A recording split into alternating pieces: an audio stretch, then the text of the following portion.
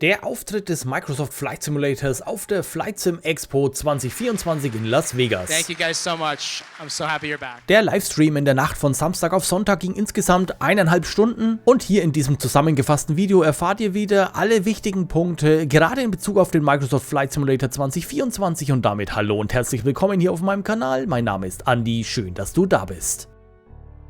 Direkt zu Beginn ging man auf das aktuelle City Update Nummer 8 Las Vegas ein und zeigte den Trailer. Wer diesen bzw. den kompletten Livestream in Gänze sehen möchte, ich verlinke euch wie gewohnt alle Inhalte nochmals unten in der Videobeschreibung. Nach einem fetten Dankeschön und einem kurzen Rückblick, wie sich denn in den letzten 48 Monaten der Flight Simulator 2020 entwickelt hat, ging es direkt damit weiter, worauf alle gespannt warteten. And now let's talk about 2024. That's probably why you're here. Yes. Alles war sehr strukturiert aufgebaut und so begann man mit den Teams, die hinter den Inhalten stehen. Ein Teil von Microsoft und Asobo, aber auch die Partnerteams weiterer Entwickler wurden direkt mit einbezogen. Auch auf die ersten Reaktionen auf den ersten Trailer während des Xbox Showcase 2023 und den weiteren Informationen auf der Flight Sim Expo 2023 wurde nochmal eingegangen. Was nun unter anderem im Detail in der weiteren Folge des Livestreams besprochen wurde, war beispielsweise der zweite Trailer zum Microsoft Flight Simulator 2024, der während des Xbox Showcase 2024 veröffentlicht wurde. Stück für Stück wurde dieser durchgegangen und beispielsweise Vergleichsbilder gezeigt zwischen der realen Welt, woran man sich also orientiert, und der Umsetzung in der Simulation. Auch hier ist im 2024er das Ziel ein Detailgrad, der bisher unerreicht war. Nicht nur dynamische Abläufe, zum Beispiel des Bodenpersonals oder im Bereich der Passagiere, sondern auch die Maschinen selbst sollen, wie in einer kleinen Präsentation von Sepp von Asobo gezeigt wurde, den Entwicklern ganz neue Möglichkeiten eröffnen. Und so wurde auf viele kleinere Details eingegangen, beispielsweise, dass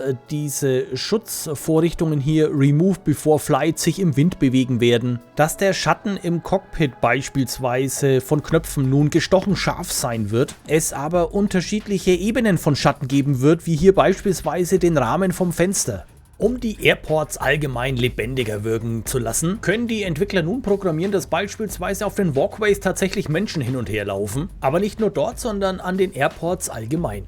Es wird eine Vielzahl an Charakteren geben, die man als Pilotin oder Pilot dann auswählen kann mit unterschiedlichen Uniformen. Und wenn man hier mal einen Blick auf den Boden wirft, einmal sieht man die Szenerie im Microsoft Flight Simulator 2020 und dann eben auch im 2024, dann ist sehr, sehr auffällig, dass im 2024er jetzt der Boden komplett in 3D generiert wird. Und das soll das ganze Erlebnis nicht nur optisch besser machen, sondern auch je nach Untergrund entsprechendes Feedback geben, wenn man mit dem Flugzeug darüber rollt. Hier sehen wir jetzt eine erweiterte Darstellung eines Ausschnitts aus dem Trailer. Achtet hier speziell einmal darauf, wie die Windverwirbelungen Einfluss auf umliegende Bäume und Gräser haben. Alles wird entsprechend reagieren, auch bei Wasser wird man zum Beispiel Auswirkungen sehen.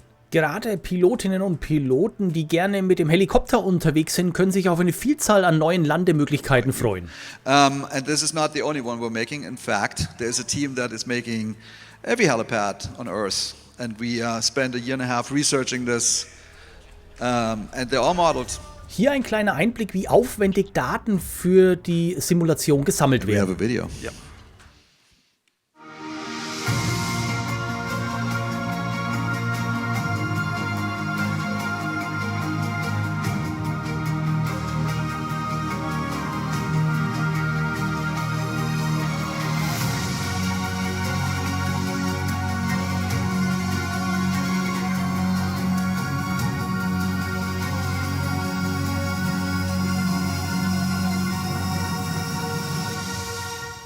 Im Anschluss wurde nochmal mit der realen Welt verglichen. Hier das Bild, hier die Version im 2020er und hier dann zum Vergleich die Möglichkeiten mit dem 2024er. Achtet auf die Bäume, den Rasen, den Boden allgemein, alles sieht fantastisch aus. In den nächsten Einstellungen haben wir Beispiele dafür, wie mit den Lichtverhältnissen gespielt werden kann, dadurch, dass es unterschiedliche Ebenen geben wird. Hier beispielsweise während einer Ballonfahrt. Oder hier mit dem Wassertaxi. Es wird unterschiedliche Farbebenen geben, die sich nicht nur am Himmel zeigen, sondern auch auf Wasser spiegeln werden. Die verbesserten Lichtverhältnisse beziehen sich nicht nur auf entsprechende Wetterereignisse, sondern auch bei künstlich erzeugtem Licht. Also beispielsweise, wenn man Städte überfliegt oder wie hier Statuen angeleuchtet werden. Eine weitere Neuerung sind wechselnde Jahreszeiten. Frühling, Sommer, Herbst und Winter, alles wird euren Einstellungen entsprechend dargestellt.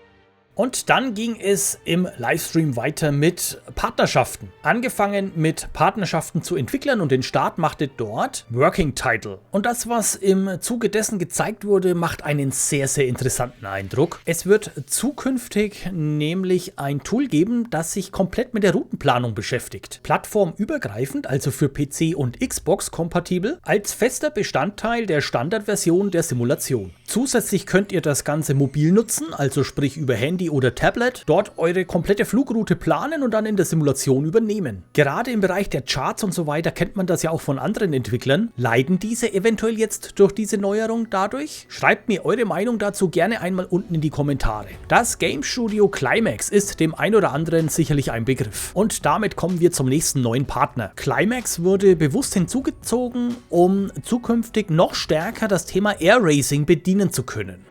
Von der Reno Air Racing Association war Tony zu Gast. Neben neuen Locations wurde beispielsweise bekannt, dass die Reno Air Races, welche im 2020er Jahr kostenpflichtiger Zusatzinhalt sind, ein genereller Standardinhalt im 2024er sein werden. Und dann ging man auf den dritten Punkt der aktuellen Wunschliste der Community ein, auf das Thema Replay-Funktion. Ein weiterer Partner wird nämlich Fabio von Flight Control Replay sein, der mit seinem umfangreichen Replay-Tool zukünftig im Microsoft Flight Simulator 2024 integriert ist.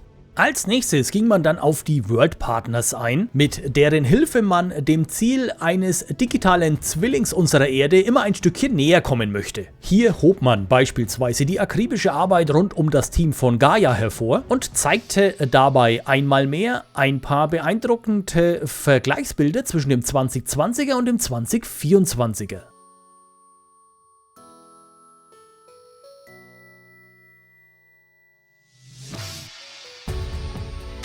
Also das sieht alles schon sehr, sehr beeindruckend aus. Man achte auch auf die Spiegelungen und so weiter, wie hier beispielsweise im Tor.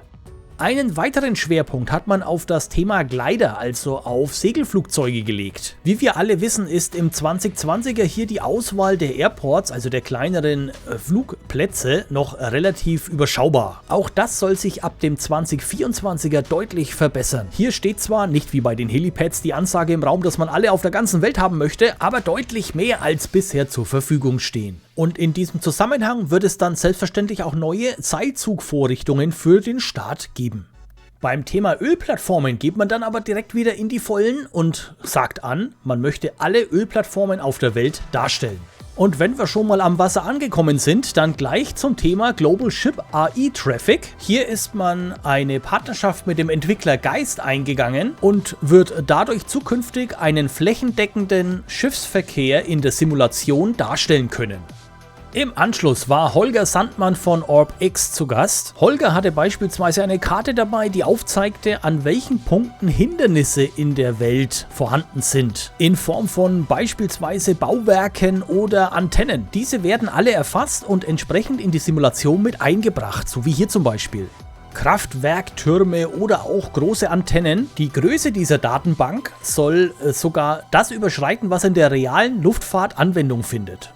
Die bisherigen Inhalte haben sich ausschließlich mit Bodentexturen, aufwendigen Apps und vielen anderen sehr, sehr nützlichen Dingen beschäftigt. Lasst uns jetzt einfach mal zu den Aircraft Partners kommen und dort wurde als erster Partner Gut Friends genannt. Raimund Kuhlmann von Gut Friends war vor Ort und stellte nicht nur seine Optiker vor, sondern auch das Team, das hinter der ganzen Arbeit steckt. Neben fantastischen Fluggeräten von Gut Friends wie dem Mini 500 Helikopter zum Beispiel oder der Wilga, wurde auch das Segelflugzeug der Discus 2C Premium von Gut Friends entwickelt. Auf diesen Erfahrungen aufbauend arbeitet man aktuell am STEMI S12G.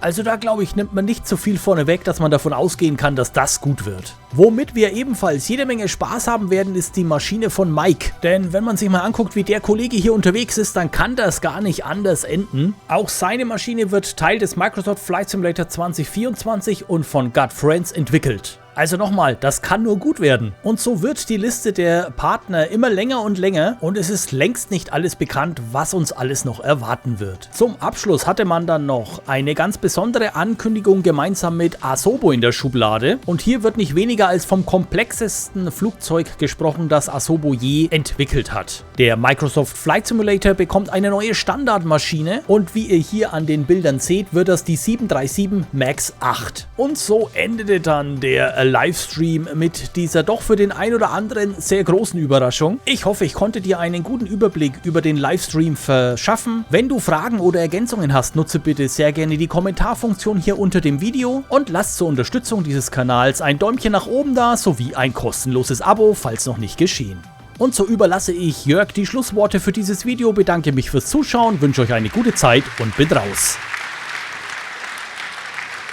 Alrighty, that was it. Thank you. I hope you had fun. I hope it was interesting. And I hope you feel like we do, that the best days for flight simulation are still ahead. The sky is calling. I'll see you all there.